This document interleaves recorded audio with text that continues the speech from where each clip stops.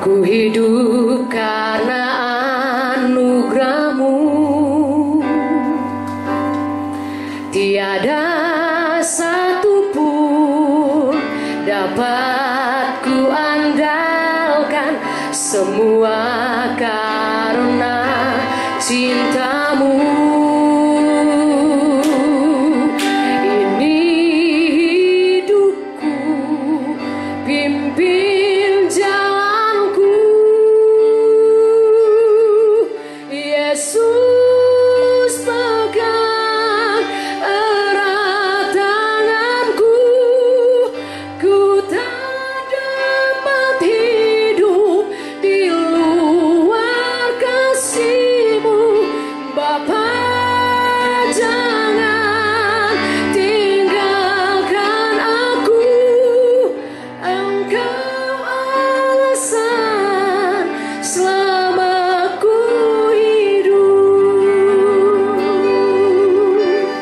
Yang sudah tahu boleh sama-sama nyanyi. Ku hidup karena anugerah-Mu. Tiada satupun dapat ku andalkan, semua karena cinta-Mu. Ini hidupku, pimpin jalanku. Ini hidupku, pimpin jalanku. Sambil angkat tangan, katakan pada Tuhan, Yesus, pegang erat tanganku. Ku tak dapat hidup di luar kasih-Mu. Bapa, jangan tinggalkan aku. Engkau alasan selama ku hidup. Mari Bapak Ibu saja, Yesus pegang erat. Yesus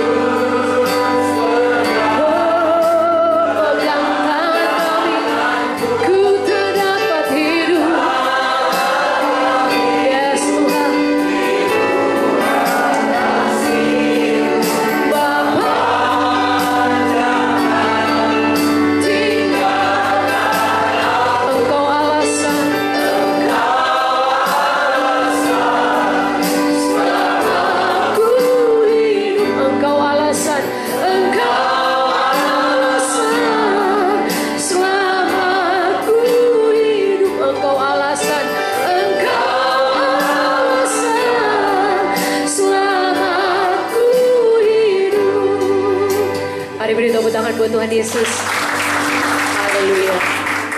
Mari sama-sama kita buka Alkitab kita di dalam Injil Lukas pasal 15. Injil Lukas pasal 15. Saya percaya bahwa kita semua sudah tahu cerita yang ditulis dalam Injil Lukas pasal 15. Bahkan mungkin sejak sekolah minggu kita sudah sering dengar cerita ini. Kita akan baca mulai ayat 11 sampai ayat 20 saja. Bapak Ibu boleh duduk saja, tapi perhatikan Alkitab. Saya akan bacakan ayat-ayat firman Tuhan. Yesus berkata lagi, ada seorang mempunyai 2 anak laki-laki. Kata yang bungsu kepada ayahnya, Bapa, berikanlah kepadaku bagian harta milik kita yang menjadi hakku. Lalu ayahnya membagi-bagikan harta kekayaan itu di antara mereka. Beberapa hari kemudian anak bungsu itu menjual seluruh bagiannya itu, lalu pergi ke negeri yang jauh. Di sana ia memboroskan harta miliknya itu dengan hidup berfoya-foya. Setelah dihabiskannya semuanya, timbullah bencana kelaparan di dalam negeri itu dan ia pun mulai melarat. Ayat 15. Lalu ia pergi dan bekerja pada seorang majikan di negeri itu. Orang itu menyuruhnya ke ladang untuk menjaga babinya. Lalu ia ingin mengisi perutnya dengan ampas yang menjadi makanan babi itu, tetapi tidak seorang pun yang memberikannya kepadanya. Lalu ia menyadari keadaannya, katanya, Betapa banyaknya orang upahan Bapakku yang berlimpah-limpah makanannya, tetapi aku di sini mati kelaparan. Aku akan bangkit dan pergi kepada Bapakku dan berkata kepadanya, Bapa, aku telah berdosa terhadap sorga dan terhadap Bapa. Aku tidak layak lagi disebutkan anak Bapa. Jadikanlah aku sebagai salah seorang upahan Bapa. Maka bangkitlah ia dan pergi kepada bapaknya. Ketika ia masih jauh, ayahnya telah melihatnya, lalu tergeraklah hatinya oleh belas kasihan. Ayahnya itu berlari mendapatkan dia, lalu merangkul dan mencium dia. Sampai di situ pembacaan ayat Alkitab. Bapak Ibu yang dikasihi Tuhan, kalau kita perhatikan Injil Lukas secara keseluruhan, maka Bapak Ibu akan menemukan di sana ada 3 perumpamaan tentang yang hilang. Yang pertama, perumpamaan tentang domba yang hilang. Lalu yang kedua, perumpamaan tentang dirham yang hilang. Dan yang ketiga, perumpamaan tentang anak yang hilang. Nah, dari ketiga perumpamaan tentang yang hilang ditulis dalam Injil Lukas ini, kalau kita selidiki secara saksama, maka Bapak Ibu akan menemukan di sana ada beberapa persamaan dari perumpamaan, dari ketiga perumpamaan itu. Tetapi dari beberapa persamaan di sana, saya hanya menemukan satu perbedaan yang sangat menyolok. Dan itu yang akan menjadi bahan khotbah saya malam hari ini. Tapi sebelum saya akan masuk ke sana, kita akan lihat dulu persamaan-persamaan apa yang terdapat dari ketiga perumpamaan ini. Yang pertama, kita lihat persamaan yang pertama. Persamaan yang pertama, ketiga pemilik, baik gembala yang punya domba, wanita yang punya dirham, dan seorang bapak yang punya anak, semuanya merasa kehilangan. Yang setuju katakan amin. Persamaan yang kedua, pada waktu pemiliknya menemukan yang hilang, baik domba, dirham, dan anak, maka ketiga pemilik ini bersukacita. Coba kita temukan itu di dalam ayat yang ke-6, ayat 9 dan ayat 23. Lukas 15 ayat yang ke-6.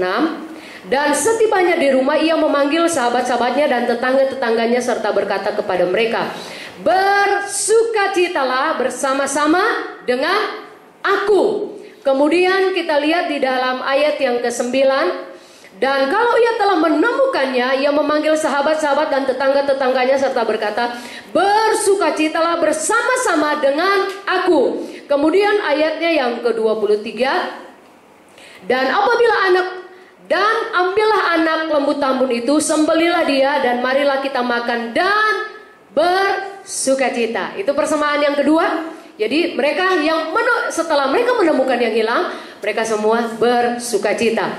Lalu persamaan yang ketiga, sebagai ekspresi daripada sukacita mereka karena mereka menemukan yang hilang itu. Yang ketiga, persamaan yang ketiga di dalam ayat yang sama juga, ayat 6, ayat 9 dan ayat 23, Bapak Ibu akan menemukan di sana, kita sudah sama-sama baca tadi, semua membuat pesta. Amin. Jadi ada 3 persamaan ini yang kita lihat dari cerita ini. Nah, tolong perhatikan, saya hanya menemukan satu perbedaan. Apa perbedaannya kira-kira? Ya? Mencium. Oh, mencium. Oke, mencium. Tapi saya lihat dari sisi yang lain, bukan sekedar mencium, bukan sekedar bapaknya pergi lari dan merangkul anak itu, tetapi kita lihat tadi ada 3 persamaan, hanya ada satu perbedaan yang sangat menyolok. Kalau domba atau kalau bapak seorang gembala ini ketika dombanya hilang, dia mencari. Ibu yang punya 10 dirham, 1 hilang, dia mencari. Dalam cerita itu dikatakan dia mengambil sapu. Tidak cukup dia mengambil sapu, tapi dia menyalakan pelita. Dia mencari, saya pastikan mungkin kalau didramatisir, mungkin dia cari di bawah kursi. Kalau perlu dia cari di bawah kolong lemari. Domba yang hilang, gembalanya pasti akan naik turun gunung untuk mencari. Tetapi satu perbedaannya, Bapak yang punya 2 anak dan 1 anak yang bungsu ini hilang, tidak dicari. Alasannya apa? Kok tega banget? Domba aja dicari, dirham aja dicari. Anak yang Alkitab katakan 1 jiwa lebih berharga dari seluruh dunia ini. Tetapi sepertinya bapak ini begitu tega membiarkan anaknya hilang. Sekarang kita akan sama-sama lihat alasannya apa. Bukan berarti bapak ini jahat. Karena terbukti ketika anak itu menyadari keadaannya, lalu dia berbalik, dia kembali ke rumah bapaknya. Alkitab dengan jelas berkata bahwa dari jauh bapak itu sudah melihat dia, dan dengan pandangan yang penuh kasih dia berlari mendahului anak itu. Dia memeluk, merangkul dan mencium anak itu. Bukan berarti bapaknya tidak punya kasih dan membiarkan anak itu. Tetapi sekali lagi mari kita akan lihat sama-sama apa alasannya. Ini yang menjadi bahan atau ini yang menjadi titik tolak khotbah saya malam hari ini. Mengapa bapaknya tidak mencari anaknya? Alasannya yang pertama, alasan pertama kita lihat. Kita baca kembali Injil Lukas pasal 15 ayat yang ke-13. Ayat yang ke-13. Oh, mendingan kita baca ayat 11 biar jelas lagi. Ayat 11, 12 sampai ayat 13. Saya baca sekali lagi. Yesus berkata lagi, ada seorang mempunyai 2 anak laki-laki. Kata yang bungsu kepada ayahnya, "Bapa, berikanlah kepadaku bagian harta milik kita yang menjadi hakku." Lalu ayahnya membagi-bagikan harta kekayaan itu di antara mereka. Tolong kita sama-sama baca ayatnya yang ke-13. 2, 3. Beberapa hari kemudian anak bungsu itu menjual seluruh bagiannya itu, lalu ia pergi sampai di situ dulu. Tolong garis bawahi kalimat lalu pergi ke negeri yang jauh. Ini alasan pertama Bapak Ibu, mengapa bapaknya tidak mencari anak ini. Alasan pertama karena anak ini sengaja meninggalkan rumah bapaknya. Kenapa bapaknya tidak mencari dia? Karena anak ini sengaja keluar dari rumah bapaknya. Coba sama-sama kita katakan, keluar dari rumah bapaknya. Karena anak yang bungsu ini sengaja buat jarak dengan bapaknya. Bapak Ibu tolong perhatikan, ini bukan kisah nyata. Ini perumpamaan, ilustrasi. Dan yang buat perumpamaan ini bukan Paulus, bukan Petrus, tetapi Yesus. Sekali lagi ini bukan kisah nyata, hanya perumpamaan. Dan ini ditulis 2000 tahun yang lalu. Artinya apa? 2000 tahun yang lalu Tuhan Yesus sudah memberikan peringatan buat kita gereja Tuhan yang hidup di zaman ini, di masa kini, bahwa akan banyak anak-anak Tuhan yang akan keluar dari rumah Bapa, yang akan sengaja meninggalkan rumah Bapa, yang akan sengaja buat jarak dengan Tuhan. Mungkin Bapak Ibu bertanya, bagaimana caranya? Simpel, saudara.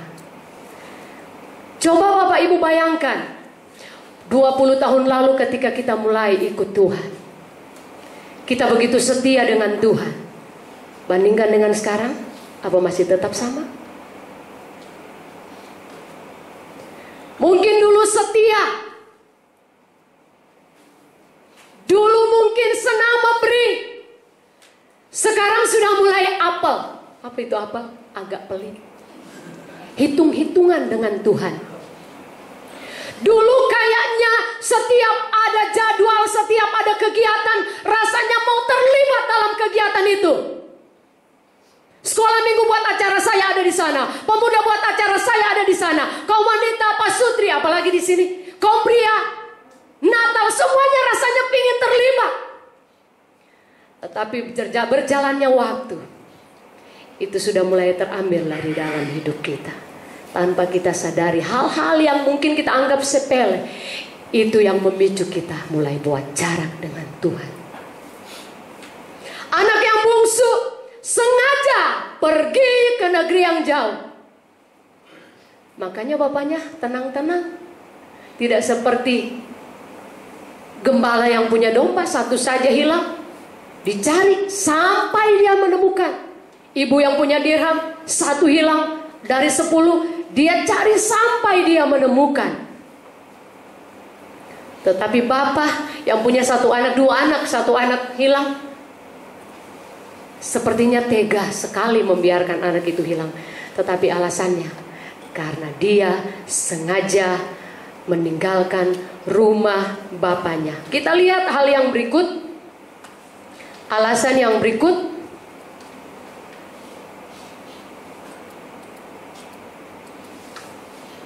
kita masih temukan di ayat yang ke-13. Ayat yang ke-13.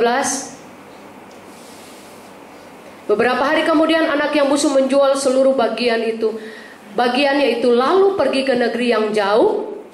Kalimat berikut, di sana ia memboroskan harta miliknya itu. Sampai di situ saja. Di sana dia memboroskan harta miliknya itu. Bapak Ibu yang dikasihi Tuhan, sebagai seorang bapak, saya percaya waktu dia memberikan bagian harta milik atau warisan yang menjadi bagian dari anak bungsu ini, bapak itu berharap anak bungsu ini bisa bertanggung jawab, bisa mempertanggungjawabkan harta miliknya yang sudah dia terima dari bapaknya. Tapi perumpamaan yang diberikan oleh Tuhan Yesus ini sangat jelas ditulis, sudah pergi ke negeri yang jauh, diboroskan pula harta miliknya. Bahkan kalau kita baca ayat selanjutnya, ada kalimat yang mengatakan bahwa dia menghabiskan.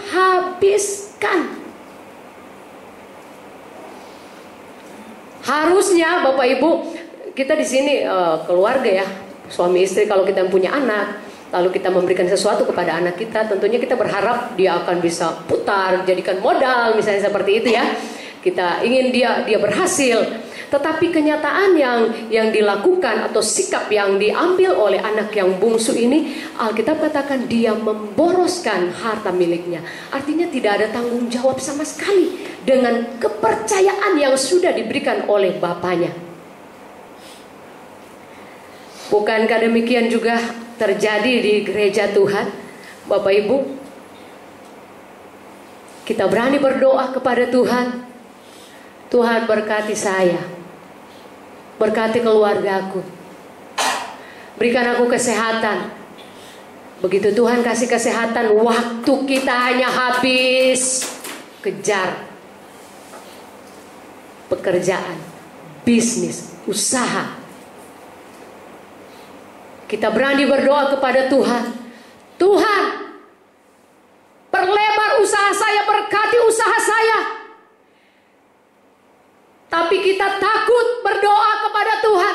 Tuhan, pakai saya untuk membantu pelayanan pekerjaan Tuhan.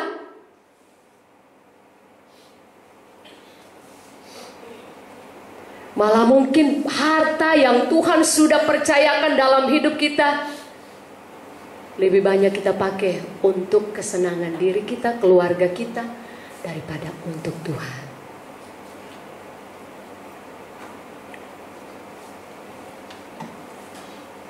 Anak yang bungsu ini kurang menyadari, walaupun harta itu sudah ada di tangannya, tapi dia kurang menyadari bahwa itu tetap sumbernya adalah bapaknya, dari bapaknya. Sekali lagi Bapak Ibu, ini perumpamaan. Ini perumpamaan. Dan kita lihat saudara, banyak anak-anak Tuhan seperti itu. Begitu diberkati Tuhan, mulai lupa. dengan sumber berkat itu. Mulai lupa siapa pemberi berkat itu. Amin. Oh, di sini tidak ada. Kalau gitu tolong colek kiri kanan, katakan bukan kamu kok. Mari tolong bilang, "Pak, Mami, bukan kamu kok yang di sana." Haleluya. Mari beri tepuk tangan buat Tuhan Yesus. Karena saya lihat semua udah tegang nih.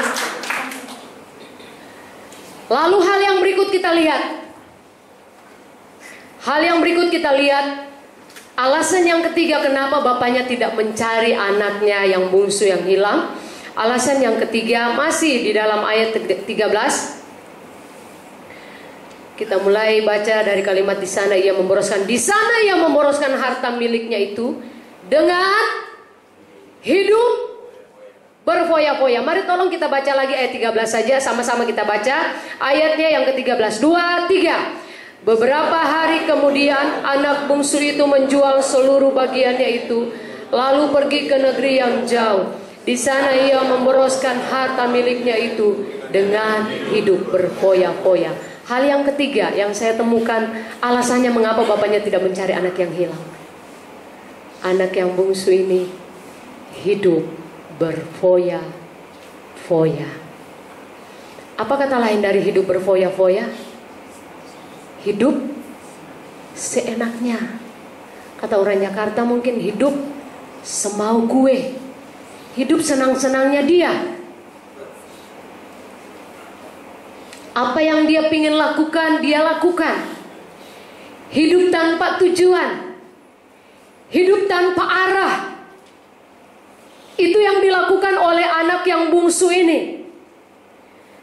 Dan orang yang hidup berfoya-foya, orang yang hidup semau gue, sudah enggan berkata kepada Tuhan. Kayak lagu yang kita nyanyikan tadi. Tuhan, aku tidak bisa hidup tanpamu. Hampir lupa katakan seperti itu. Karena hidup sudah mapan. Hidup sudah enak. Hidup sudah diberkati, semuanya ada. Apa yang dibutuhkan bisa dibeli.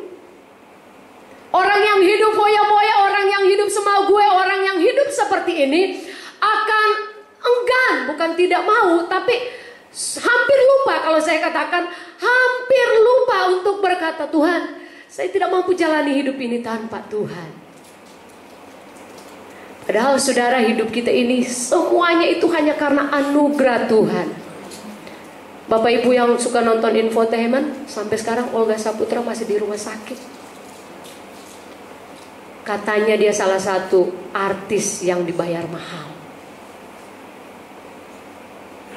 Tapi apa artinya miliaran kalau Tuhan sentil? Kalau Tuhan sentil kepala kita, kasih penyakit apa dia? Selaput, kanker selaput otak. Mari Bapak Ibu please malam ini, apa yang Tuhan sudah percayakan, katakan, Tuhan, saya mau bertanggung jawab. Tuhan, saya mau hidup dekat dengan Tuhan. Tuhan, saya tidak mau hidup berfoya-foya. Hidup kita hanya karena anugerah Tuhan. Jangan sampai kita bersikap seperti anak yang bungsu ini. Dan Bapak Ibu, sekali lagi saya sudah katakan di awal tadi, Bapak ini bukan Bapak yang tidak punya kasih. Tapi karena 3 alasan ini, kenapa Bapaknya bersikap diam, tidak keluar dan mencari-cari. Mungkin ke Hong Kong, ke Yerusalem, kemana. Bapaknya diam. Nah, orang Kristen kalau sudah bersikap ketiga hal tadi yang kita sudah sama-sama belajar, yang menjadi alasan bapaknya diam, jangan heran kalau Tuhan diam. Kalau Tuhan seolah-olah bersikap cuek terhadap keluarga kita, terhadap pekerjaan kita, terhadap bisnis kita. Kalau kita sengaja buat jarak dengan Tuhan, kalau kita tidak bertanggung jawab dengan apa yang Tuhan sudah percayakan buat kita, Kalau kita hidup berfoya-foya, hidup semau kita, tidak mengikuti aturan main yang Tuhan sudah tetapkan untuk kita jalani. Jangan heran waktu kita berdoa Tuhan menutup telinga. Walaupun tadi Ibu Susi doa, saya tahu Tuhan telingamu, matamu, tanganmu selalu tertuju kepada kami. Tapi ini perumpamaan yang Yesus berikan loh. Bapaknya diam, tidak mencari. Kita punya Bapak penuh kasih, yang setuju katakan amin. Tapi kalau anaknya nakal, Wahyu katakan dihajar. Dan hajaran Tuhan kalau kita sengaja meninggalkan Tuhan, sengaja keluar dari rumah Bapa, sengaja keluar dari hadirat Tuhan. Saudara lihat cerita selanjutnya dalam kisah ini, apa yang dialami oleh anak bungsu. Habis semuanya. Jangan tunggu habis. Untung waktu habis dia sadar. Oh, tidak boleh seperti ini nih. Harus balik nih.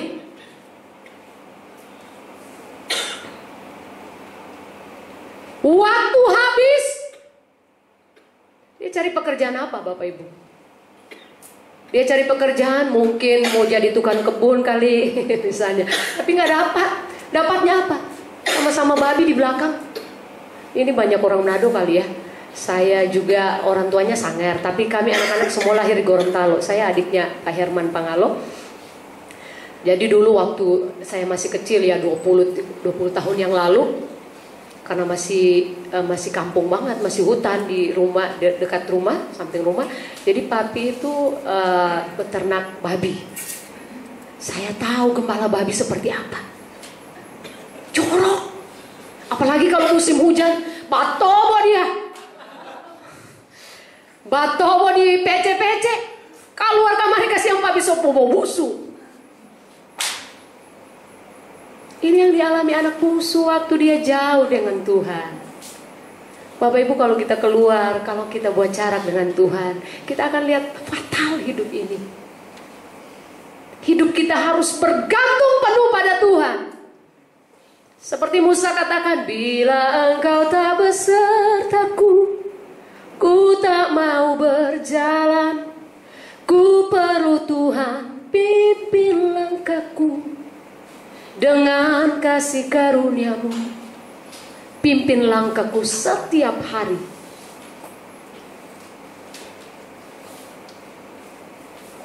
Begitu dia menyadari keadaannya, baru bapaknya kembali merangkul hidupnya.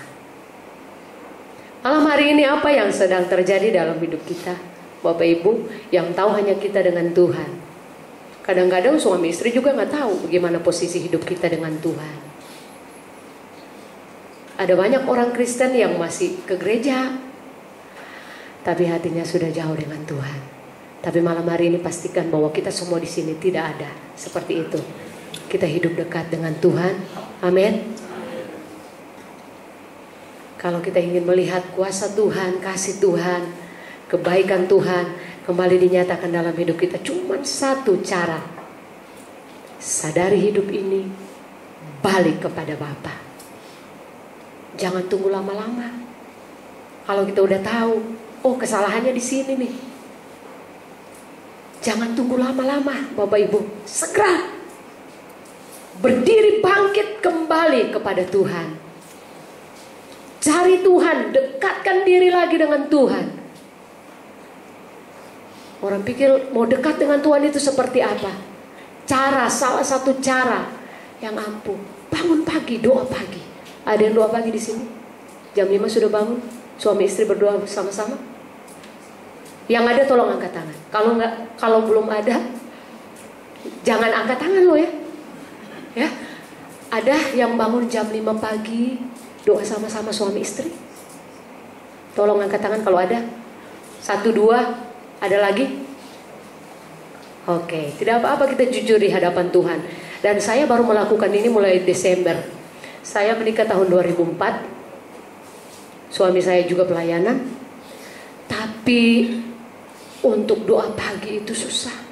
Saya ngajak dari pelan-pelan sampai mulai suara keras, karena saya pikir kita hamba Tuhan. Terus nggak doa, bagaimana pula pelayanan?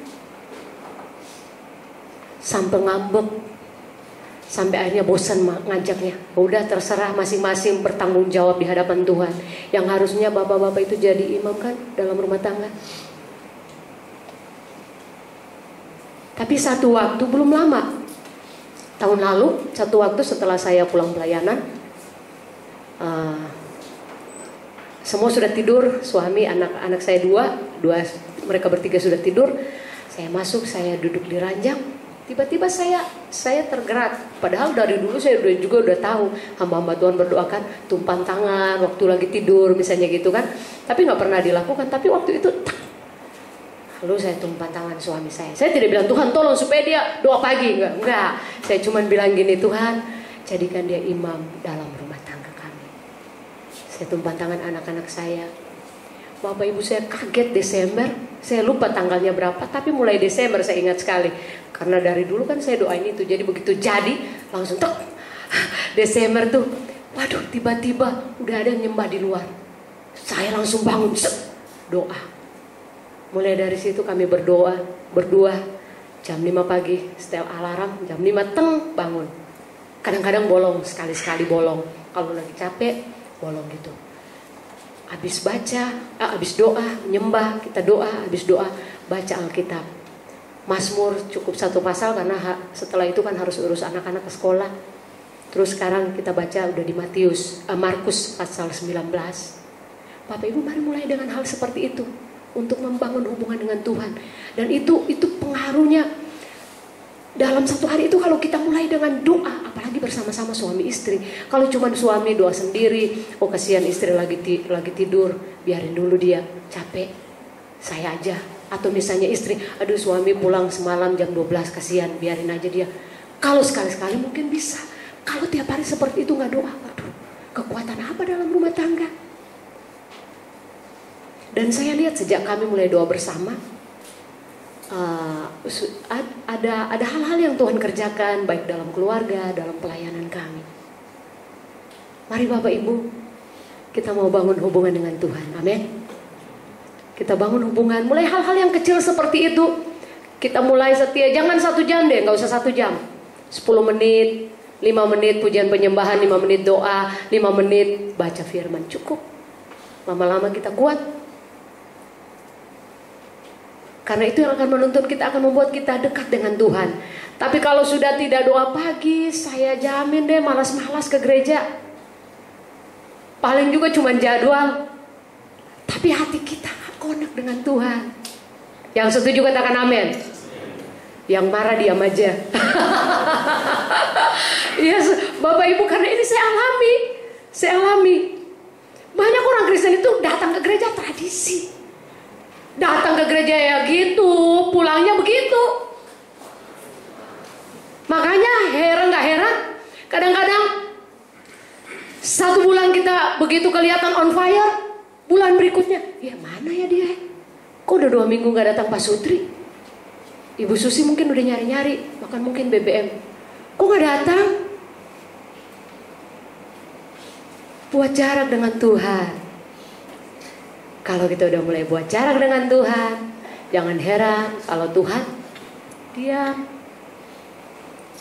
Saya baru sekali ini pelayanan di sini, tapi khotbahnya mungkin pedes-pedes gitu ya, nggak apa-apa ya. Mari kita tundukkan kepala. Saya tidak akan lama-lama, udah mau jam 9. Haleluya. Kita renungkan kebenaran firman Tuhan. Yesus Tuhan.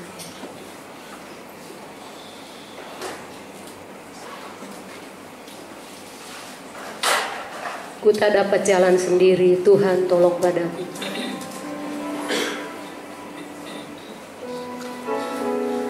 Ku tak dapat jalan sendiri,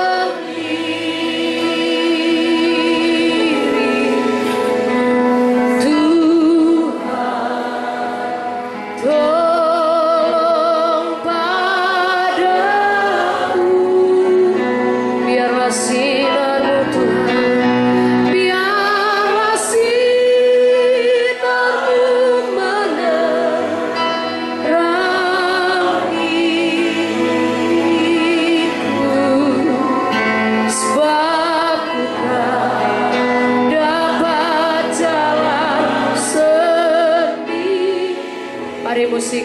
Ibu talunkan pujian ini. Bapak Ibu mungkin tidak ada di antara kita yang alami pengalaman seperti anak bungsu. Kita masih aman-aman dengan Tuhan, kita masih dekat dengan Tuhan. Tapi malam hari ini, kalau firman Tuhan ini disampaikan buat kita semua, buat saya, itu artinya Tuhan mau supaya kita terus katakan pada Tuhan, Tuhan, aku tidak bisa hidup tanpa Engkau. Tuhan, aku memerlukan Engkau dalam seluruh aspek hidup. Haleluya, Yesus. Mari masing-masing kita datang pada Tuhan. Dia ada di sini. Dan ketika kita berkata pada Tuhan, Tuhan, aku tak dapat jalan sendiri, maka tangannya yang kuat cukup menopang hidup kita. Ku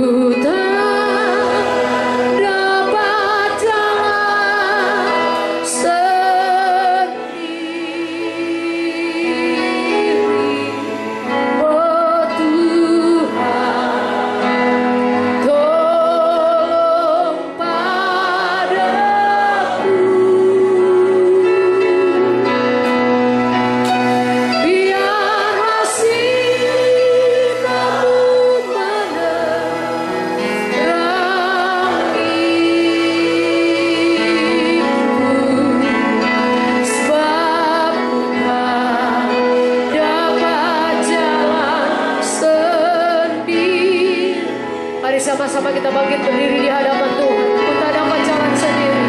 Ku tak dapat jalan sendiri. Segenap hati katakan, Tuhan tolong, Tuhan tolong padaku. Biarlah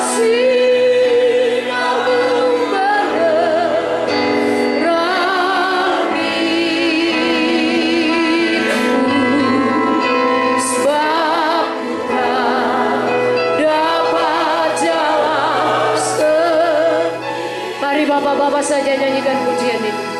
Yang kaum ibu berdoa untuk bapak-bapak.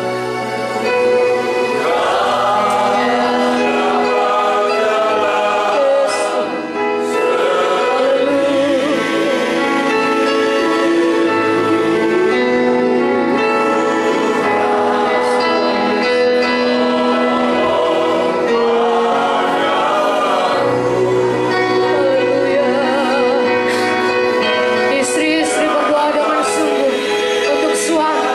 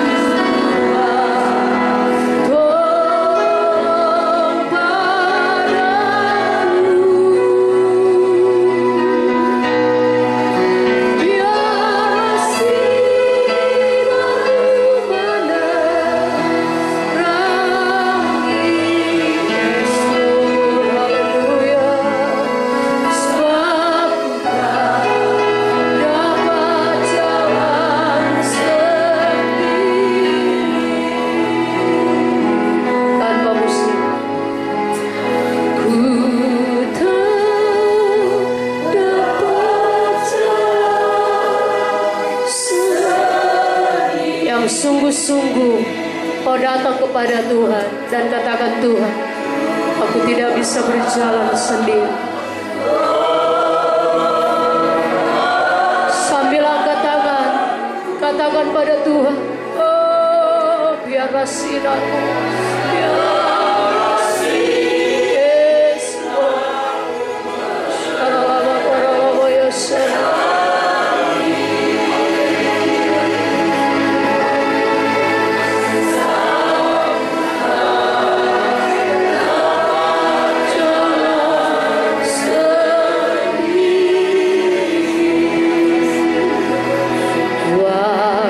Tuhan tolong saya.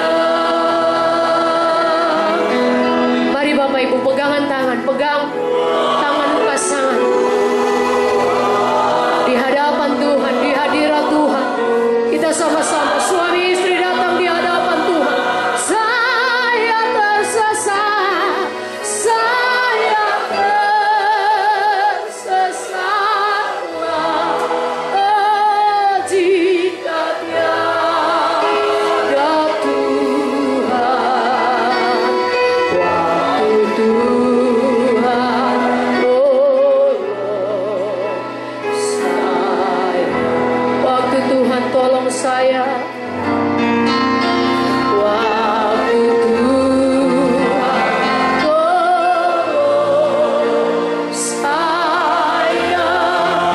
waktu Tuhan angkat saya, waktu Tuhan angkat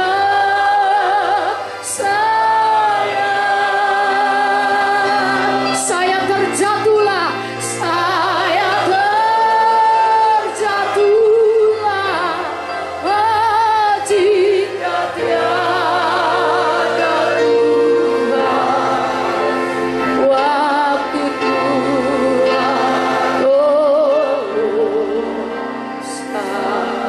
Ibu-ibu, saya percaya Tuhan ada di sini. Doa sepakat dua orang meminta pada Tuhan sangat besar kuasanya. Malam ini kita akan berdoa untuk keluarga kita, berdoa buat anak-anak kita dengan sepakat, dengan sehati. Katakan pada Tuhan, waktu Tuhan tolong keluargaku, waktu Tuhan keluargaku, oh Jesus, waktu Tuhan tolong keluargaku, kami tersesat,